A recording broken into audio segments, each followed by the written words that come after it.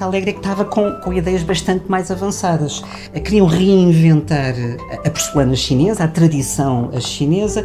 Havia a ideia de poder ligar o próprio facto de ser uma fábrica de caráter histórico que produz porcelana, uma das primeiras fábricas de portugueses, os primeiros a introduzir a porcelana do ponto de vista comercial, portanto já havia realmente mexer na porcelana.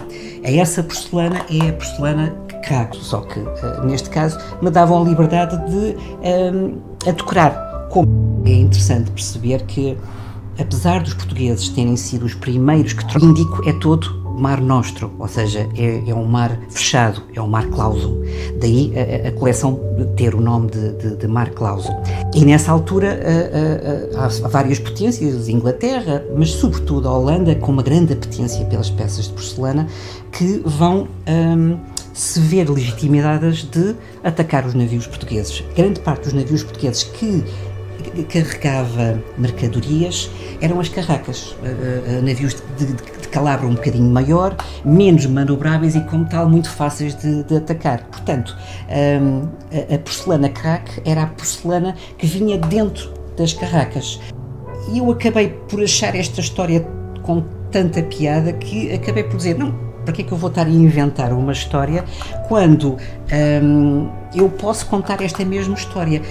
E também é preciso ver que outra ideia que a Vista Alegre queria era que não era uma peça isolada, era uma coleção dedicada à banda desenhada, o que queria dizer que eu seria um autor e depois haveria outro autor e haveria outro autor, portanto eu tinha quase a responsabilidade de contar a história que estava na base. A história acabou por ser, no fundo, decorrente desse movimento. Começa com uma criança, ele está fascinado a ouvir o avô que conta a mística da porcelana e das especiarias, mas pronto, o miúdo realmente fixa esse material que é a porcelana, ele imagina-o como sendo feito de conchas e as conchas têm essa propriedade mágica da concha de porcelana.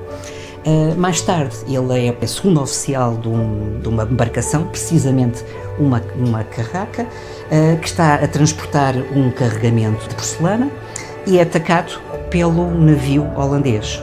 Não tem outra alternativa senão entregar o carregamento, entregar os baús todos aos holandeses para conseguir salvar a tripulação, e os holandeses, contentes, levam a carga para Amsterdão.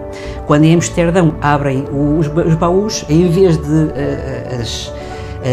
as almejadas peças de porcelana, o que é que tem? Tem búzios, milhares de búzios de porcelana. Portanto, fecha a história, no fundo, tal como começou.